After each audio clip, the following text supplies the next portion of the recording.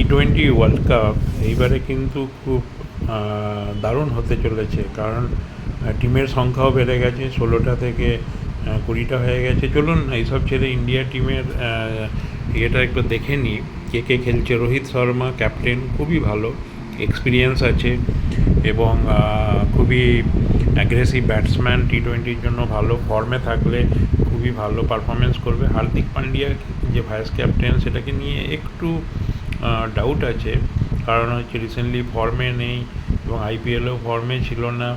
তারপরে অনেকেই বলছেন যে ওর জায়গায় জাসপ্রীত বুমরাকে ক্যাপ্টেন করা উচিত ছিল। তো যাই হোক, এখন পারফরমেন্স করতে হবে, টিমে তো নেওয়া হয়ে গেছে। এরপরে ইয়াসওয়াল খুব ভালো ব্যাটসম্যান, ইয়াং ছেলে, অ্যাগ্রেসিভ ব্যাটসম্যান, ওকে পারফরমেন্স করতে হবে। বিরাট কোহলি চলুন টি-20-র জন্য অতটা না হলেও ওভারঅল পারফরমেন্স করলে খুবই ভালো হয়। স্কাই এর উপর মেন নির্ভর করবে, যদি ফর্মে চলে আসে খুব ভালো হবে। Rishabh Pant wicket keeper, Sanju Samson wicket keeper, ব্যাটসম্যানও খুব ভালো। শিবম দুবে, রবীন্দ্র জাদেজা, অক্ষর প্যাটেল, এই তিনটে অলরাউন্ডার আছে।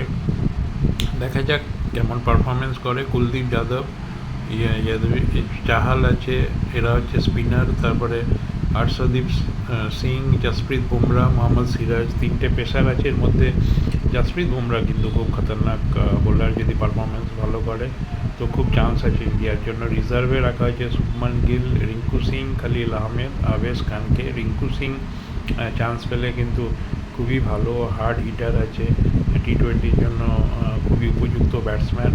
কিন্তু বলে রাখি যে অন্যান্য টিম যেমন অস্ট্রেলিয়া, নিউজিল্যান্ড, তারপরে আপনার ধরুন সাউথ আফ্রিকা, ইংল্যান্ড, এই টিমগুলো কিন্তু খুব স্ট্রং টিম। তো এদের সঙ্গে মোকাবিলা করতে গেলে আমাদের পারফরমেন্স খুবই ভালো করতে হবে। যদি আমাদের গ্রুপে পাকিস্তান আছে, কিন্তু যখন নকআউটের খেলা চলবে সেই সময় কিন্তু আমাদের টিমের পারফরমেন্স খুব ভালো হতে হবে ম্যাচগুলো জিততে গেলে।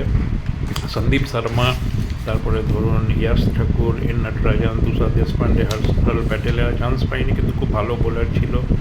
ফাস্ট বোলার স্পিনারদের মধ্যে বরুণ চক্রবর্তী, রবি বিষ্ণয় খুব ভালো স্পিনার ছিল, এরা চান্স পায়নি, কিন্তু এরা খুব ভালো পারফরমেন্স করেছে আইপিএলে।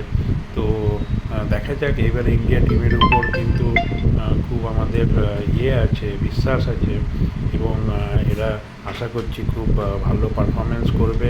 তো এই আশা নিয়ে আপনাদের সঙ্গে আগেও কথা হবে, অনেক কিছু ব্যাপারে ডিসকাস করবো, অন্য টিম নিয়েও ডিসকাস করবো। তো আপনারা সঙ্গে থাকুন এবং আমার চ্যানেলটাকে সাবস্ক্রাইব করুন। কোনো কমেন্টস থাকলে কমেন্টস করুন। চলুন, ভালো থাকবেন সবাই, আগে দেখতে থাকুন। Thank you.